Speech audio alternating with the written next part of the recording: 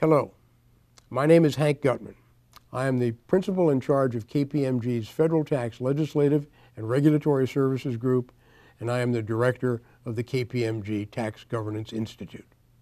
Over the last several years, continual attention has been paid to the need to change the way business income is taxed in the United States. It is said that the United States is tax exceptional for two principal reasons. One is that we now have the highest nominal corporate rate in the world in terms of industrialized countries, and that also we tax income earned outside the United States in a way that is different from the way the rest of the world is going. And both of those allegations are true. We do have the highest nominal corporate rate, it's 35%. However, that particular statistic hides something that's very different. The average effective tax rate on corporate income in the United States is roughly 28%. And that is the average effective tax rate of the OECD countries. And that tells us that while we have a high nominal corporate tax rate, we have a very different distribution of that tax burden among and between corporations. And principally, that difference lies with the ability of US-based multinational corporations to reduce their effective tax rates by moving their highly mobile, highly profitable assets, particularly intangibles, to offshore jurisdictions that are taxed at a low rate.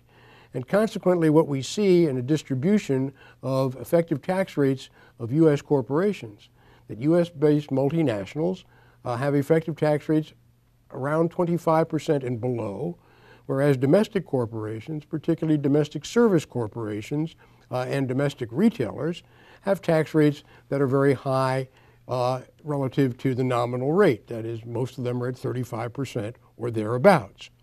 So that while we do have a very high nominal corporate tax rate, we have a very disparate distribution of that rate among taxpayers. And part of the reason to change our system is to assure that business income attributable to US entities is taxed at the same rate, no matter what type of industry the entity is engaged in and wherever that business income is earned. Now, the second aspect of this, how we tax income earned outside the United States, is also important. The United States tax system is based on what's called a worldwide system, which means that income earned outside the United States but attributable to a US business is to be taxed at the US rate. It could be taxed currently at the US rate, but it is not. Generally, active business income is taxed at the US rate only when repatriated to the United States. The polar position with respect to taxing income earned outside the United States would be to say that income that's earned outside the United States is taxed at source and then can be repatriated to the United States without additional tax. That type of tax system is called a territorial tax, and territorial taxation is the way most of the countries of the world have moved their taxing systems. So we are, in fact, out of step with the rest of the world in the way we tax income that's earned outside the United States. So the high nominal rate and the way we tax income outside the United States are the driving forces behind the move to do something about business taxation. The do something about business taxation generally has been a desire to reduce the corporate tax rate. There can be no question that reducing the corporate tax rate is a good thing. First of all, it will create an incentive for direct foreign investment in the United States. Second of all, it would reduce the incentive to move operations offshore to lower tax jurisdictions. These two objectives are totally consistent with one another, and they're laudable.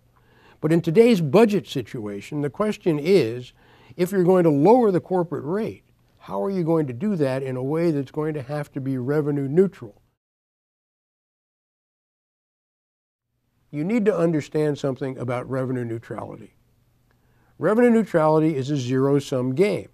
You can analogize it to a poker game. 7 people come to the table with $100 each. $700 leaves that table, but in different pockets. And that's exactly what revenue neutrality is. That constraint imposes winners and losers on the system. So let's just take a minute to summarize and understand where the winners and the losers are as we try to change the business tax structure and reduce the rate. First of all, if I'm going to take the rate to 25%, any company with an effective tax rate below 25% is not going to be in love with a proposal that increases its tax rate. Whereas anybody who's above 25% will be very happy about that. And who do those people tend to be? Well, the multinationals tend to be below 25% and the domestics tend to be above 25%. So you can immediately see that there is a problem between domestic business and multinational business in trying to come to a consensus as to where we ought to go. So, multinationals against domestics, multinationals against multinationals.